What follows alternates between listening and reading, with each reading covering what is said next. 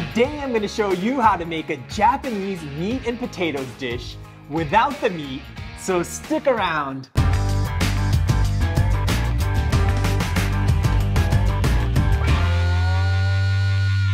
Welcome back to No Recipes. I'm Mark Matsumoto and I'm here to show you how to elevate your everyday meals. So hit that subscribe button and ring that notification bell so you don't miss out. I don't know if you can hear it, but it's raining out today, and when it's dreary like this, I crave something warm and comforting like Nikujaga. Niku means meat in Japanese, and jaga is short for jagaimo or potatoes. So Nikujaga literally means meat and potatoes. The original is made with thinly sliced beef or pork that's simmered together with potatoes and carrots in dashi stock. But today we're going to be making it with plant-based dashi along with two types of mushrooms to simulate the beef, Eryngi and Maitake. Since technically there's no meat in it, I guess it's not Nikujaga, but mushroom jaga just doesn't have the same ring to it. Maitakes, which are also known as hen of the woods, have a big meaty flavor that packs an umami-rich punch.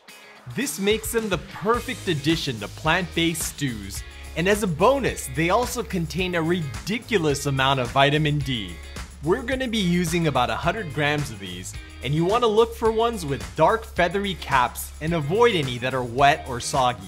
Eryngi or king trumpet mushrooms don't have much going on in the flavor department, but they have a meaty, fibrous texture that can be sliced in different ways to mimic different cuts of meat and seafood. For our Nikujaga, we're going to use about 200 grams, and you want to look for ones with a clean white stem and light beige cap. Okay, let's have a look at some of our other ingredients. For our plant-based dashi broth, we're going to use 1 cup of water, 7 grams of konbu, a half cup of sake, 2 tablespoons of soy sauce, 2 teaspoons of sugar, and a half teaspoon of salt. For the stew, we're going to use 200 grams of carrot, 400 grams of potatoes, 220 grams of onion, 225 grams of shirataki noodles, and about 80 grams of snap peas. We also need about 2 tablespoons of vegetable oil. It may seem like a lot, but since we're going meatless, this is going to give our stew some body. The first thing we're going to do is make our dashi stock by cutting up the konbu and adding it to a bowl along with the water, sake, soy sauce, sugar, and salt. You can watch my dashi video for an explanation all about konbu, but it's loaded with glutamic acids which create that savory taste of umami. While we're waiting for the konbu to rehydrate, let's prep the other ingredients. For the eryngi, start by trimming off any growing medium that's still attached to the stem.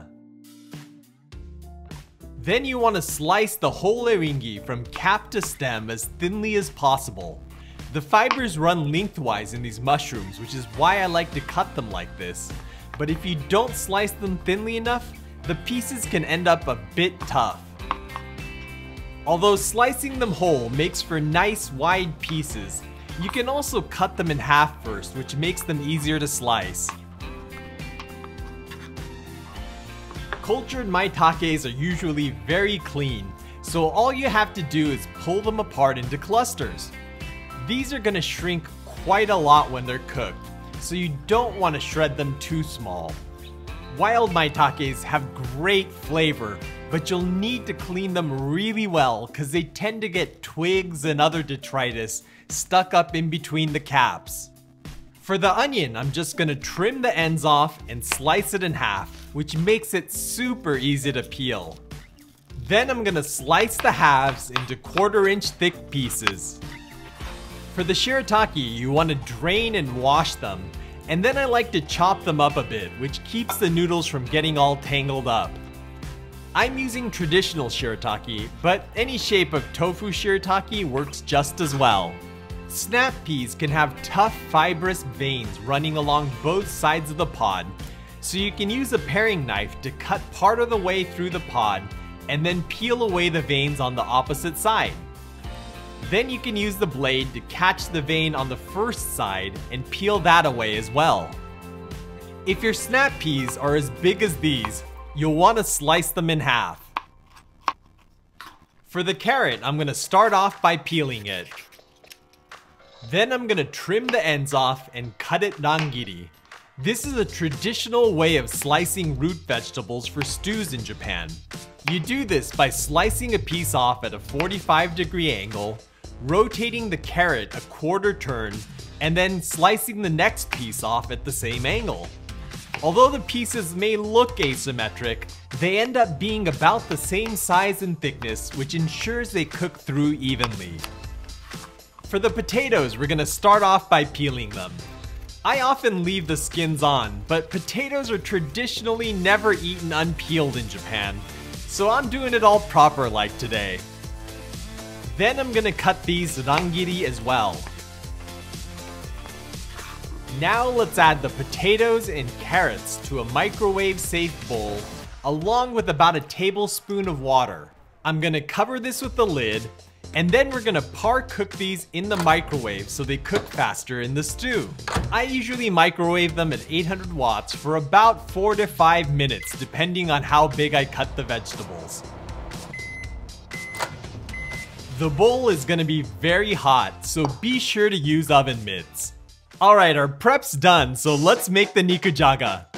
I'm gonna add the oil to a preheated pan over medium-high heat. Then I'm gonna add the onions and mushrooms and saute these until they start to brown around the edges. We want these to maintain their shape, and we're gonna get plenty of flavor from the dashi, so you don't want to go overboard with caramelizing them. Once they're looking like this, I'm gonna go ahead and add the potatoes and carrots. Then we're gonna grab that dashi and pour it in along with the konbu. Finally, I'm gonna add the shirataki and give this a stir to make sure everything's submerged in the broth. Then I'm gonna cover this with a drop lid, which is called an otoshibuta in Japanese. This traps heat and steam while allowing for some evaporation. Now I'm gonna set a timer for 15 minutes and let this simmer over medium to low heat. Be sure to give the Nikujaga a stir a few times to ensure the flavors and ingredients are mingling evenly. Okay, the timer's up, so let's have a look. This is looking perfect and it smells incredible.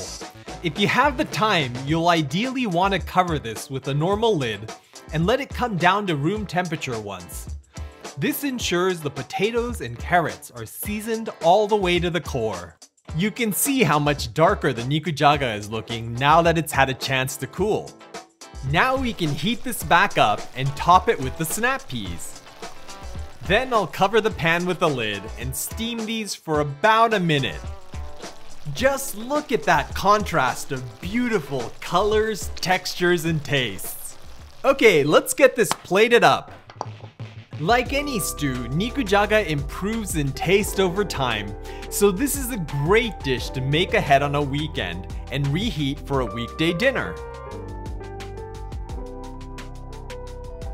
With loads of robust umami from the Maitake and konbu and a meaty texture from the Eryngi, there's nothing to miss in this satisfying plant-based stew, and it's sure to bring a nostalgic smile to the face of any Japanese person.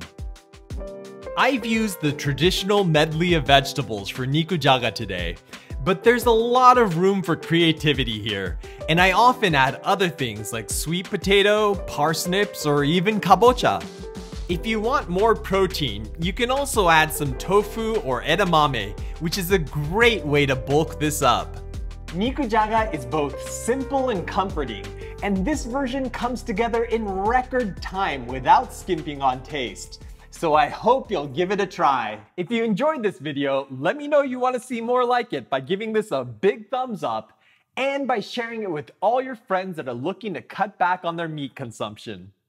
As always, I want to thank my awesome patrons on Patreon who helped fund this video. If you're learning something new from my recipes, I hope you'll consider clicking the link up here to join the No Recipes crew, which will help fund future videos.